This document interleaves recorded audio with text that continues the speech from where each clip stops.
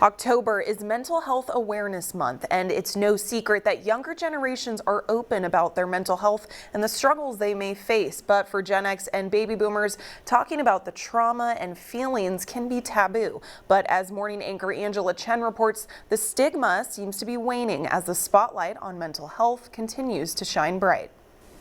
Years ago, if you told people you were in therapy, chances are they would have judged you or even called you crazy. We never talked about anything outside of the house. You know, all of our family stuff stayed in the family. I mean, that's just how, our generation was. Brian Wilmoth is a younger baby boomer who has been in therapy and is now a counselor at the Betty Ford Center in Rancho Mirage. For baby boomers and Gen X, because of what they were taught growing up, getting mental health help can be a source of shame. We were shut down. We were repressed. We had nowhere to go.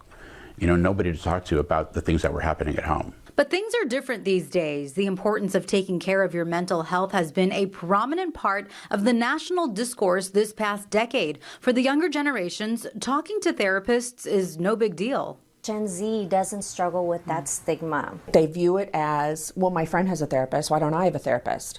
It's like it's swung the other way. But the stigma is still there for millions of older people. For Brian, a rough childhood in the 70s and a traumatic time in the 80s, watching almost all of his friends die from AIDS led him to therapy. I ran with a posse of people in the 80s, and all of them died within 6 weeks of each other. And even amongst ourselves, they wouldn't talk about it. Therapy has helped Brian work out trauma and find emotional balance in his life.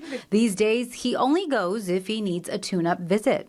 While statistics on the number of Gen X and baby boomers going to therapy are sparse, local therapists are reporting more coming into their offices over the past 5 years, particularly with Gen X clients who are now in the 44 to 59-year-old age range. The Betty Ford Center in Rancho Mirage reports about half of their current patients are 45 and older, and they're also seeing more of an increase of these clients coming in. At Desert Insight, a mental health service center in Cathedral City, baby boomers and Generation X clients make up only about 21% of the client base.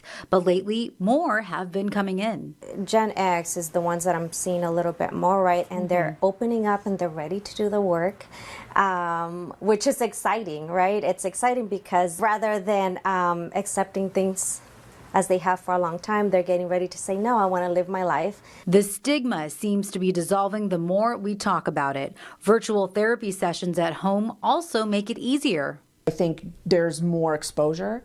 I think, for baby boomers, it's their grandchildren. For Gen X, it's their children.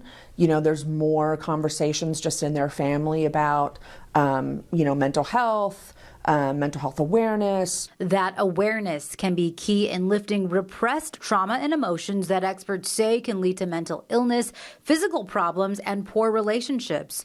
For Brian, it's led to peace and the ability to set boundaries to maintain that peace. Themselves. I have this theory that feelings have a beginning, a middle, and an end.